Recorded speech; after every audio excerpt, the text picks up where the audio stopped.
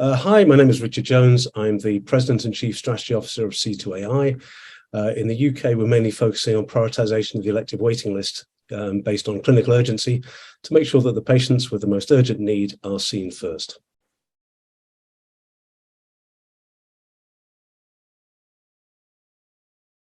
Actually, it's been extraordinary because you can't do this without assistance. It takes people to help to make the right introductions.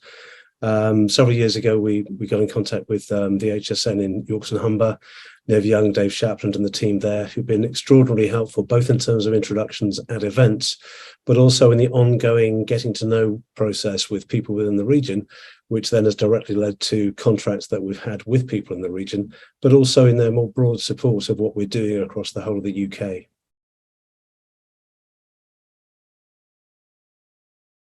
Okay, so there's a number of ways that this is working. So in the Yorkshire and Humber area, the HSN is supporting what we're doing by paralleling up a trial that we're doing in one of the hospitals with a study that goes with that, which can be shared, which helps build the body of evidence that we use when we're actually talking to new ICSs and trusts. We're at about 35% of the NHS so far, so it's going well. But that kind of support and help really does make a difference. And to actually have the people who have the experience of, say, Nev Young and the team at the HSN in your corner, explaining to people and essentially setting up warm introductions makes a massive difference, particularly when you're a small team, particularly when you're trying to get in the NHS, which we know is complex, risk averse, and has significant challenges at this time.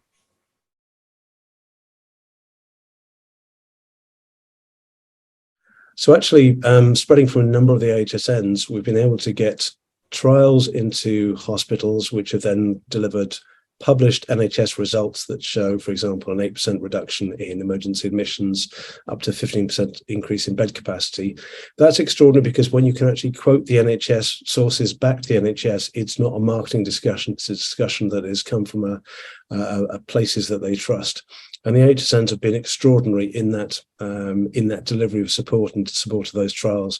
So that's had a very significant effect, which then becomes multiplicative because you're then having conversations with other people and you can quote the HSNs, their support, the trials which have been done.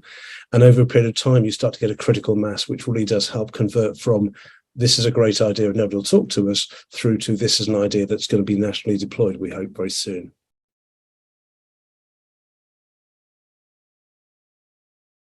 So what's really interesting is the team led by Martin Curley at HSE in Ireland, for the innovation team, looked at what we were doing, and through support of HSNs and DIT, they looked at 100 digital health companies and we were ranked #1. That wouldn't have happened without the support that we're getting in the UK. Because of that, we're now working in Canada. And essentially, when you're talking to people who are under a huge amount of pressure, but potentially risk averse, that ability to have the body of references, work, trials, studies, results, support, success, then breeds more success. So none of the things that we're doing internationally, including some huge stuff potentially in the US, happens without that support of the HSNs at the heart and at the birth of it.